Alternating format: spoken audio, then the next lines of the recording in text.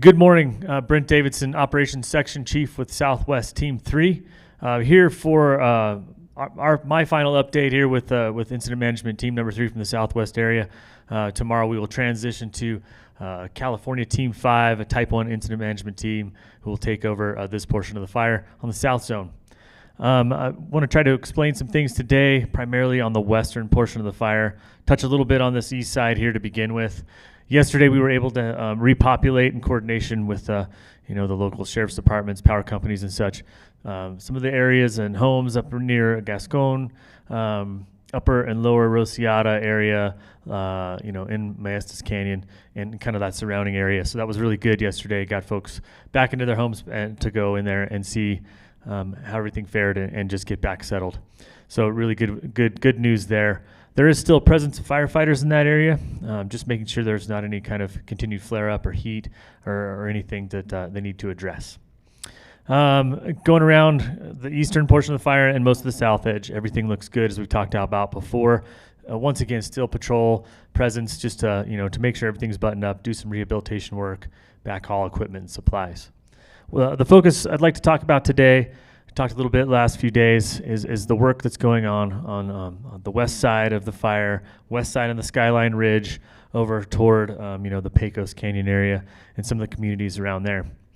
They continue to hold direct line that they've worked on around Barrias Peak. They have direct line constructed on the southern port. We did show some more containment in this area yesterday, and it's all looking really good. They also have some direct line as they move north along the fire's edge. It gets into some fuels and some terrain, some blowdown from probably some from the winter event that happened around here, and some difficult things that are kind of impeding that direct line construction right now. So they continue to keep that in mind. They continue to look for options in there, coming in from the north and from the south to see if there's anything that is available for that direct line construction to continue. But they do have a portion of that completed, and they're holding on to that right now. To talk more about some of the direct line that's out there on the western portion along the skyline from the wilderness boundary up near Elk Mountain, they've used a combination of hand line, heavy equipment use, dozers, mastication, and they have constructed along the Skyline Ridge and the trail system some of the roads in there. They've constructed some direct line. They've done some burnout operations as well, just to make sure that's all holdings and secure. A large portion of that looks really good. Once again, getting into this same area where they're having some difficulties with the terrain and fuels and safety to the firefighters to continue that operation. But holding a large portion along the skyline all the way down. Unfortunately, there's not a really good feature to kind of explain where it is. But it is it's doing really well along all this. So continue to be engaged in there. Continue to look for opportunities to progress further. In addition to that, looking at contingency plans further out, weather, and terrain and options. All the folks out there have constructed an indirect line. It's almost complete.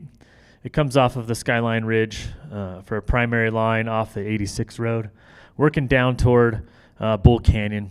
And so they've prepped the road system, by hand and with equipment, and done a lot of structure protection for the values that are up in there as well.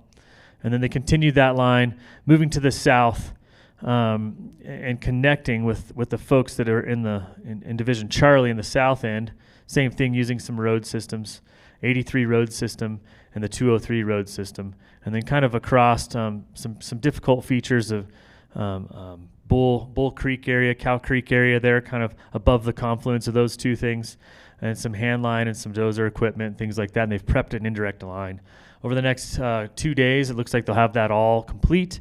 And, they have a plan in place and developing and putting all the things in there, some water handling equipment, hose lays and such, to hold a burnout operation if that's necessary.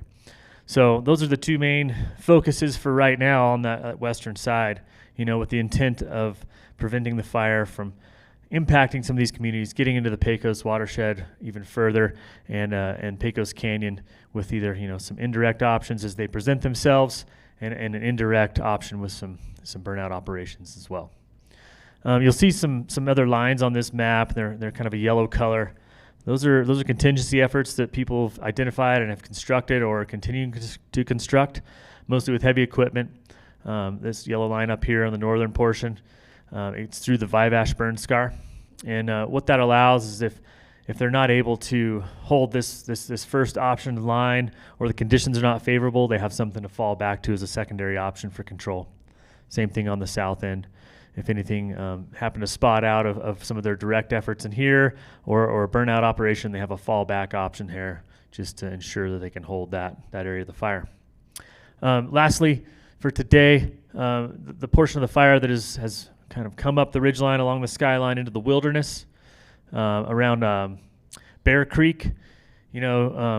Difficult country, difficult, little bit different management in the wilderness. So we continue to fly over this area with different aircraft, reconnaissance flights with helicopters, as well as information from the air attacks that are in airplanes, kind of feeding us information. Continue to look at that and check on the fire's movement. Right now, not seeing a lot of movement. It is next to an old burn scar. It's actually 20 years old, but it's doing a good job at kind of slowing down or limiting the spread right now. The Trompas burn scar from 2002.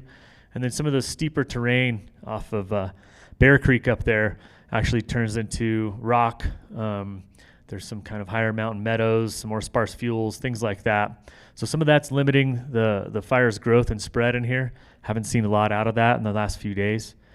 As far as moving forward with that, look for opportunities in the wilderness to see if there's anything we can do with any kind of ground resources, if it's safe to do so, if it meets some of the wilderness management kind of criteria. And also look at aviation assets and if they're going to be valuable to use in that area to limit the fire spread, and make sure that that's something that we're not going to just be doing that doesn't have a good end result, reduce exposure to the pilots and the people on the ground. But keeping an eye on that for sure, and over time just looking at the best option for dealing with it. And that's all I have for today. Thanks. Have a great one.